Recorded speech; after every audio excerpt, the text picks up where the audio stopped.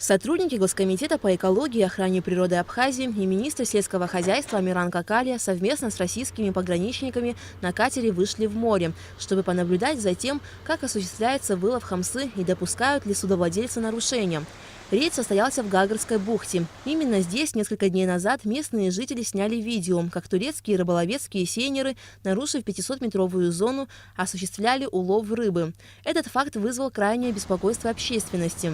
В ходе рейда было осмотрено 2 турецких морских судна, одно рыболовецкое и 1 грузоперевозчик. Никаких нарушений сегодня выявлено не было. Сейнера стоят на якоре, промысла не ведут, они в ожидании.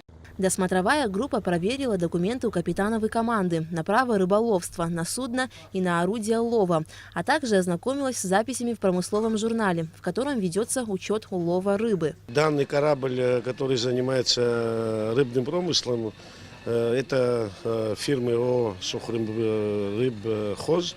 С 23 января 2019 года хамсы здесь не было, ни улов не производят. И поэтому мы посмотрели журнал регистрации, который выдается Государственным комитетом по экологии. Все данные совпадают. Мы связались с заводом, связались с нашим экологической службой. Все данные не совпадают в соответствии. Выяснилось, что далеко не все сейнеры сейчас занимаются ловом рыбы в Гагарской акватории.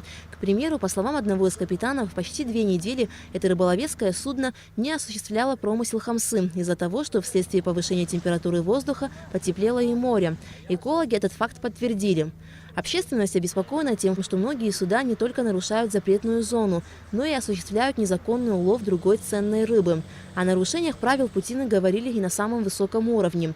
Президент Рауль Хаджимба провел совещание по вопросам усиления контроля над соблюдением правил вылова рыбы. Глава государства поручил Генеральной прокуратуре и Министерству внутренних дел в течение недельного срока провести необходимые проверки, по итогам которых будут приняты решения о привлечении нарушителей к ответственности, вплоть до уголовной.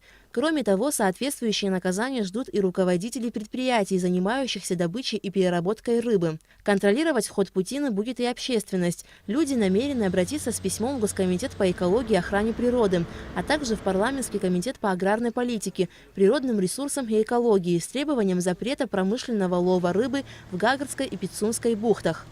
Аля Катрапш, Степан Мартиросян, Абхазское телевидение.